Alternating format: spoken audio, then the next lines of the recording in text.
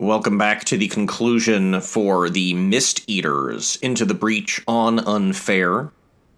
If you notice, right in the top right corner of the screen, we've got a perfect score, 40,000. That's the best you can possibly do. That means that we had no grid buildings destroyed over the course of the entire run. We got the mechs on screen. Everyone is basically fully upgraded, except for the control mech. We don't have that extra use of the frost beam, but Isaac has conservative, so it doesn't really matter. And we are on to the volcanic hive. We've gotten a lot of good use out of our pilots, particularly Archimedes, always one of the best around. We've had a fun time using fracturing shells, which is a brute class weapon that I don't normally mess around with too much, but you know what? I think it's got some utility. I'm not sure if I would go out of my way to buy it, but if you get it from a random pod drop, it's pretty nice little backup weapon. You can see me deploying my mechs 3 in a row. This is to bait the Hornet leader, which almost always works, as you can see. And we start a 6v3 in the first half of the final mission. And as luck would have it, only 3 of the Vec are attacking the grid. So we can ignore both of the leaders, and we can ignore the Alpha Scarab. We just have to deal with everything else. And this seems like a good opportunity to use the Ice Beam against the Crab and the Digger, and then we will just have to do something about the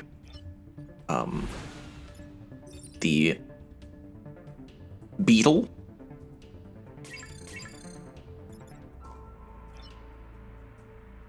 Oh, I see.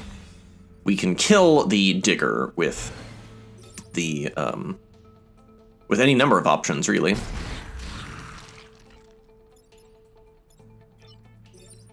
Then we can get the freeze, and that just leaves the smog mech to do damage somewhere. We can do damage and light one of these bosses on fire to help us whittle them down. And the Scarab is doomed. It took 3 damage from the fracturing shells and then will be destroyed by the spawn block. So that was a nice clean first turn. I'm just debating where I want to place Archimedes with his second move, but I guess I'm just going to maintain my formation. I think I was maybe hoping that I could bait the Hornet leader one more time, but I don't think I will be that successful. So we went from a 6v3 to a nice clean 3v3 this turn.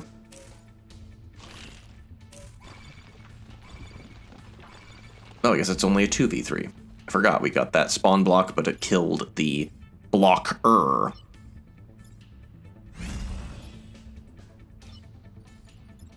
The control mech always enjoys missions with instant death tiles out and about, so it's time to take advantage of that with the control shot.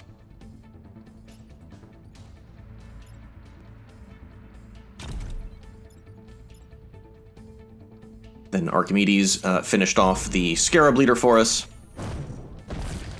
And we are on to the penultimate round. And Isaac gets their final level up.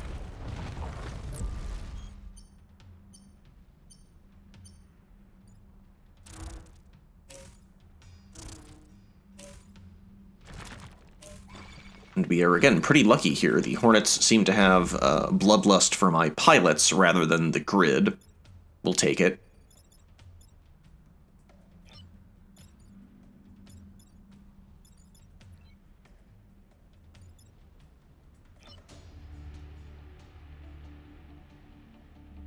I only have to address the Alpha Beetle's attack. There are many ways that I could solve it. I'm just trying to see if there's a way that I can get it to be destroyed, but I'm not sure there is.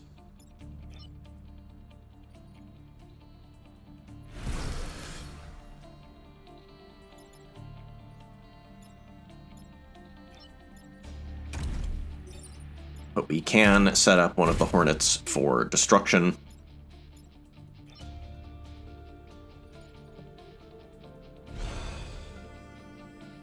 And then here's a little bit of a misplay. I could have had Isaac block a spawn, and then used the Frost Beam to freeze Archimedes, who would have been freed from the spawn block, and then also freeze that beetle, so that we wouldn't have to worry about it.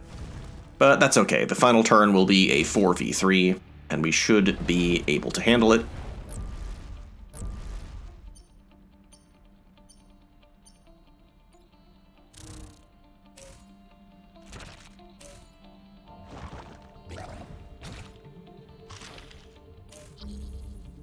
It's interesting that that crab didn't wind up doing anything. I guess it had very limited options.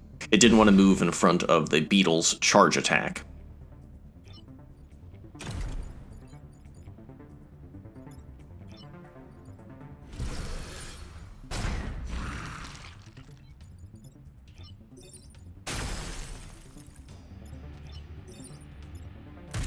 But that will be a clean first half of the mission. Our grid defense is up to 24%. I wonder if Isaac got grid defense as his final level up. I forgot to check.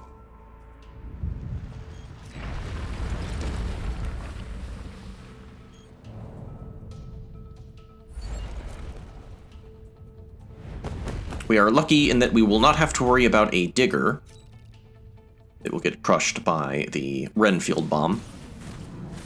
So our Op 4 for the final half is 2 Alpha Fireflies, a Scorpion, a Beetle Leader, a Crab Leader, and a Blobber.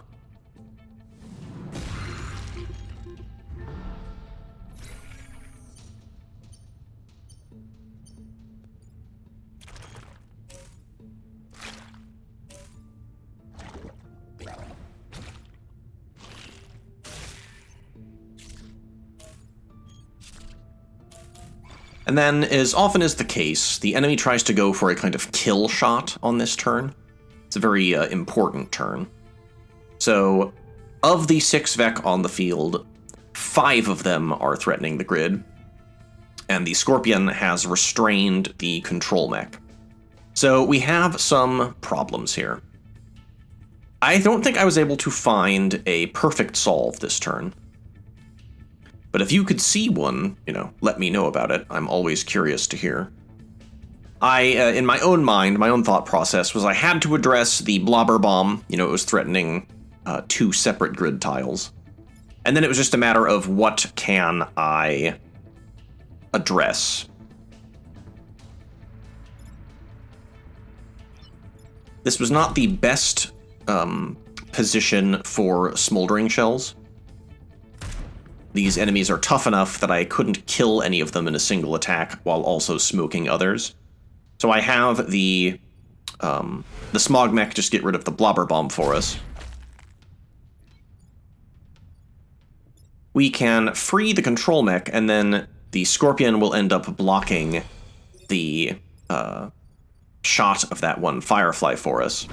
And due to initiative, the Beetle Leader can push the Crab Leader such that it will not damage the grid. That just leaves the Firefly on G3 unaccounted for. With 24% grid defense, I was kind of hoping that maybe it would kick in for us. Spoilers, it does not. But we have the 40k, and no one can take that from us. We can afford to lose some grid defense here in the final island.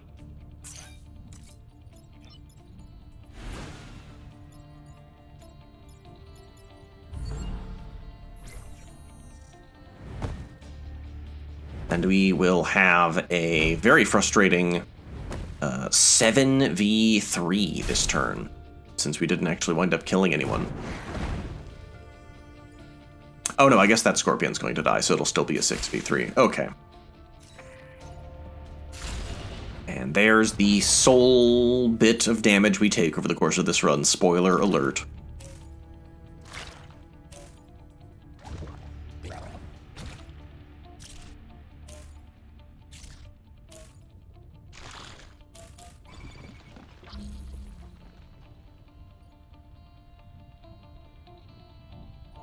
So we have 4 threats to the grid on this turn. 4 threats and 3 actions to do something about it.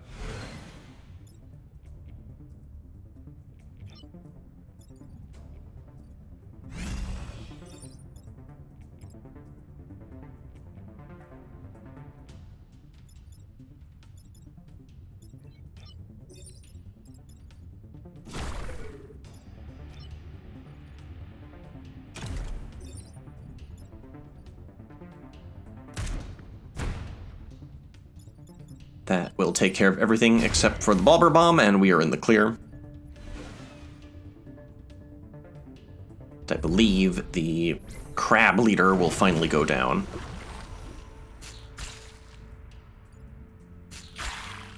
So we're down to a 5v3 on our penultimate turn of the run.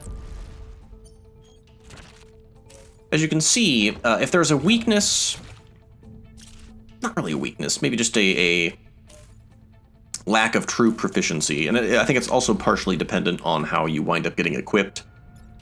But the Mist Eaters are more about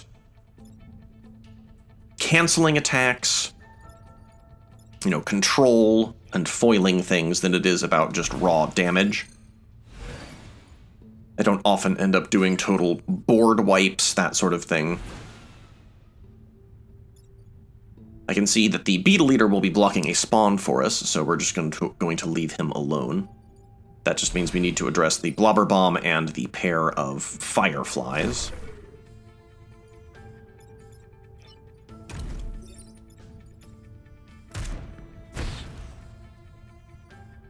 Which fracturing shells can protect us from the Blobber Bomb easily enough. We've been getting lots of good value out of it on this final mission. Now I need to be really sure that Archimedes is not on an instant death tile. You know, trying to get fancy with advantageous repositioning on the board. So on our final turn, we can ignore that crab. It's on fire with 1 HP. So we have 4 enemies to contend with, one of which is going to be destroyed, so it's really only a 3v3. Which is the Blobber Bomb, the Beetle Leader, and the Alpha Firefly on H5, and then it'll be GG.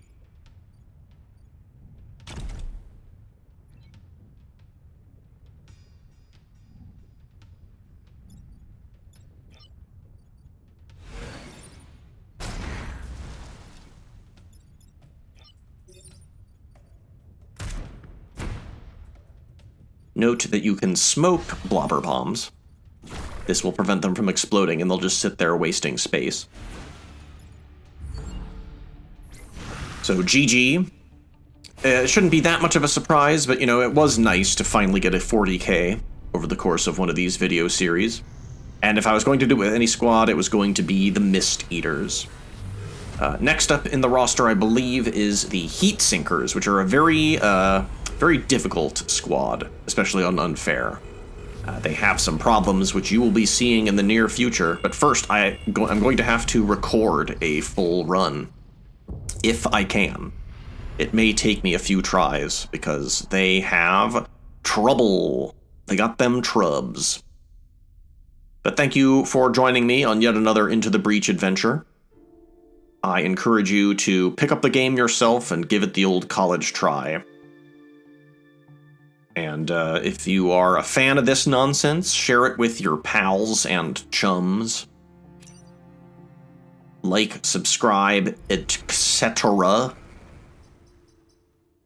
Oh, and this is me proving, or at least attempting to prove, that this would be my second 40k with the Mist Eaters. And there you can see. So, peace out, everybody. I'll talk to you later. Bye-bye.